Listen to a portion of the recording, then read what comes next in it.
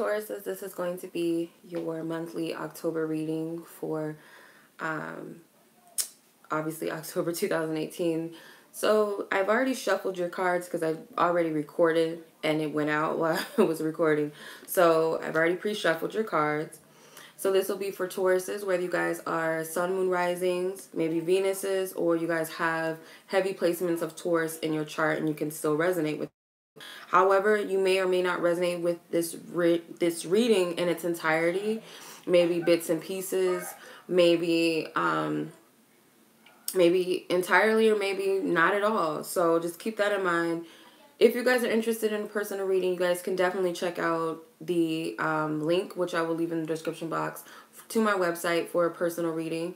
Also, you guys can purchase and book emergency readings with me one or two ways via Instant Go, which is a mobile app for Apple users only as of right now. Also, you can purchase via PayPal with me an emergency reading at $45 and receive it within 24 hours of purchase. So let's go ahead and get into your reading, Tauruses. Overall energy we have is the Three of Swords. And I'm not supposed to be live, like, publicly right now. I didn't know that I left it on public. Oh, well, it doesn't matter. So with the Three of Swords, I do feel like this has a lot to do with, you know, some final cleansing and final releasing of certain things. That it could be tied to love and relationships. It could be tied to past, you know, hurts with depression or, you know, conflicting thoughts. So there can be one reason why I say that I feel like this is the final releasing. You have two of the major arcana cards. The first major arcana card in the deck, which is the Fool, and the last major arcana card in the tarot deck, which is the World. So you have two in the same spread. So to me, that definitely says that something is being released in order for new energy to emerge and to come in. So the World card is you actually are having a hard time with releasing this energy because it's in the challenge position. You're having a hard time with letting go of these things. You're being triggered maybe constantly right now, or this month you might find that you're being triggered more than usual. And I feel like it has something to do with possibly bringing this up to your attention, so that you can pull these swords out and finally deal with it, you know, whatever this is that's bothering you, whatever this is that you're constantly being reminded of that may have hurt you in the past, maybe someone saying something constantly, people behaving in a certain way. I feel like it's a constant reminder that this is something that has yet to have been addressed or healed. I also feel like communication can be a little harsh, whether that's coming from you or someone else.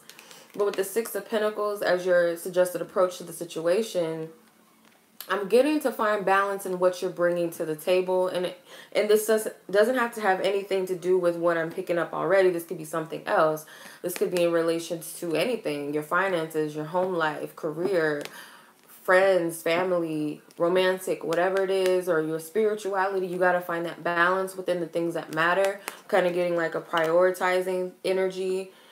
I'm also getting that spirit is paying out for certain efforts and certain energies with the scale. He's weighing the scales and he's paying this man with these coins or these pentacles. So I feel like this could be a cycle that you're dealing with, especially with the scales representing Libra. We are in a Libra season, Libra time period until, you know, mid-October. So it could be affecting you in a way where these things have to come into balance. Something needs to be, could be rights being made wrong. With the Hierophant, this is a Taurus card, so this can represent you.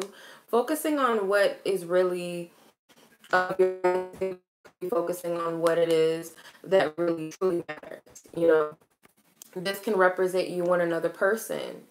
It can represent two different aspects of yourself. But I feel like this can represent your higher self. This can represent your spiritual beliefs. This can represent your religious beliefs or just your beliefs, period. Things that you stand firm on, your morals, you know. What is it that truly matters to you? And that could be part of the reason for some of you. It could be that you're just at odds with other people or certain things. Your goals may not be your goals. They may have been, you know, embraced goals from someone else. You have the Fool card. So with the Fool card as the possible conclusion of all this, there is going to be a new ending, or an ending and a new beginning. You're having a hard time with closing out a chapter and a cycle, but once you do this, and it could have everything to do with this Three of Swords because it is the center of the reading. Once you do release these energies, or you address whatever this energy is, then only can this new energy emerge and you can step into your future or step into something new. It doesn't have to be just overall in your life. It could be a specific area, whether it's a career advancement, whether it's a love, you know, maybe you can't find the love of your life until you address this, you know, whatever resonates with you. So it can be different areas of your life that this resonates with. So the Three of Swords is actually the card of Libra. So the 2, the 3, and the 4 of Swords are Libra cards. So we are, like I said, in the Libra season. The 6 of Pentacles and the Hierophant are both Taurus energies. So, yeah, I feel that this has something to do with you. It could be you getting something or you giving something. The Fool card is usually as an Aquarius card, but I usually see the Fool for myself as a Sagittarius energy, but whatever resonates with you. This does not have to represent people. These can be energies. Okay. So I'm going to look into the love aspect for you guys. Tauruses, Sun, Moon, Rising, especially Venus. Tauruses as well. Even though Taurus's ruling planet is Venus, if you guys happen to be a different sun sign, but your Venus sign is Taurus, even more so this may resonate with you. Okay. Whether you're single, partner, interested in someone, dating, or you have no one in mind specifically, this is for you. Okay. Resolving conflict. Kind of piggybacking off of the Three of Swords energy that I was picking up. But let's see what else we pick up. Abundance. Manifestation. Intimacy. And soulmates. Okay, then you have the yin and yang card at the bottom, which is interesting. Okay, so with resolving conflict, I'm noticing the candle. I don't know if any of you guys are into candle magic or anything like that, or, you know, prayer candles, but that's the first thing that I picked up immediately. Then you have these crystals or these gemstones, or they could just be rocks, and they have empathy, compassion, and understanding carved on them. So, I don't know about you guys, but if you've ever bought, like, crystals, or you've gone to the crystal store or mineral store or whatever, they usually have, like, little crystals and gemstones or rocks that have those words imprinted on them to kind of invoke that energy. So, I feel that this could be that for you. Some of you guys, if you're working towards healing, maybe even helping others heal. Maybe this is your partner. Maybe this is your love interest. Or it could just be your future partner. Maybe while working on yourself, it's actually helping to heal the other partner. And it's not for the sake so much of healing for the sake of this person, but more so it starts with yourself. It starts with that oneness of love, and I feel like it creates an energy because you're already connected with whoever this individual is. You both are connected. So say for instance, this is you. You're feeling this way. You're feeling down in the dumps. You're feeling a lack of compassion. You're not understanding what's going on in your love life. You feel, you know, alone or whatever the case may be. And whoever your interest, your love interest is, or whether you know this person and you don't know them yet, they could be sending you that love because you guys are attached to each other. You know, not in a codependent way, but there's a connect already there. And notice it's in the heart center. You know, it's not connected to the mind. It's not connected to the ego with your, you know, your genitals and all that other stuff. It's connected to the heart, okay, the soul.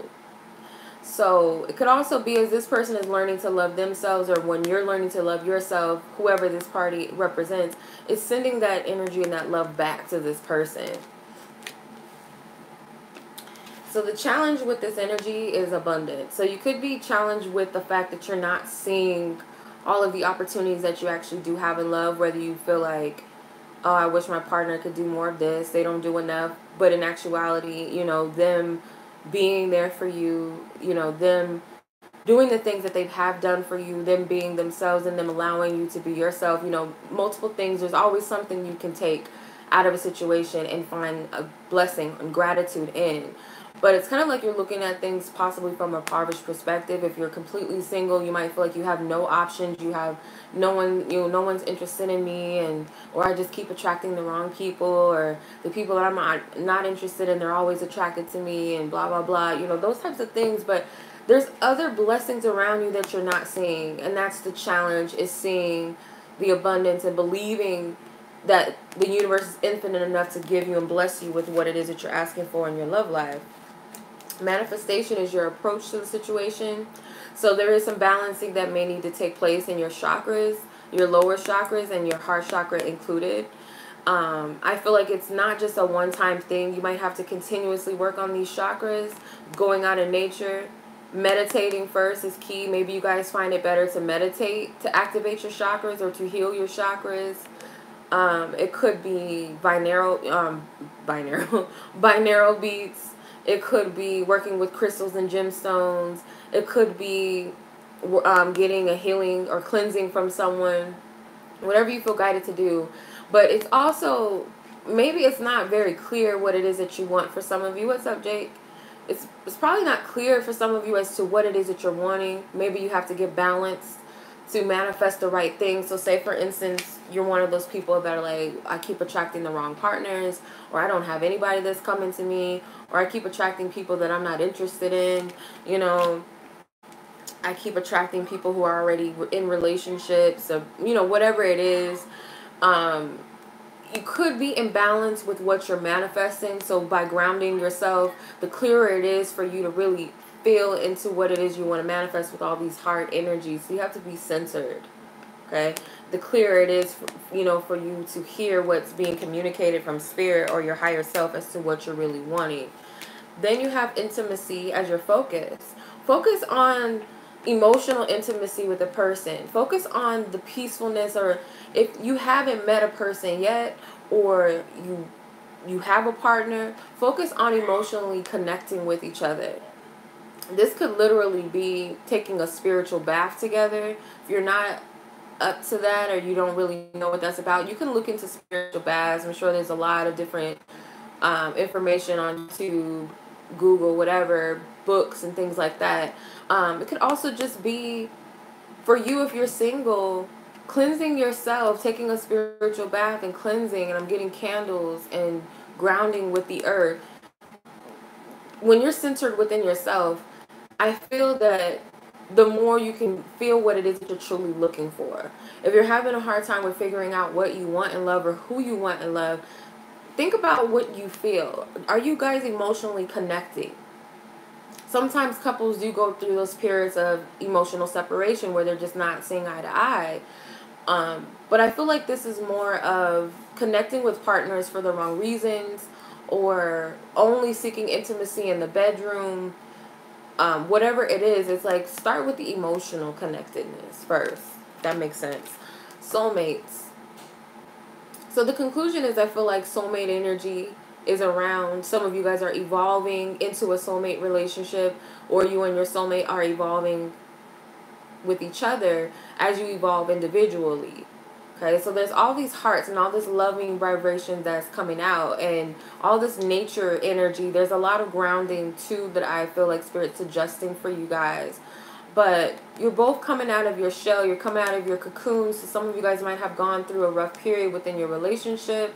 If you're single, all of this work that you've been doing is not for naught. It's actually bringing you to your soulmate, whatever you want to call it, divine partner, divine mate, divine masculine, feminine, twin flame, twin soul, whatever you feel you identify with, is bringing you to that connect. Or you and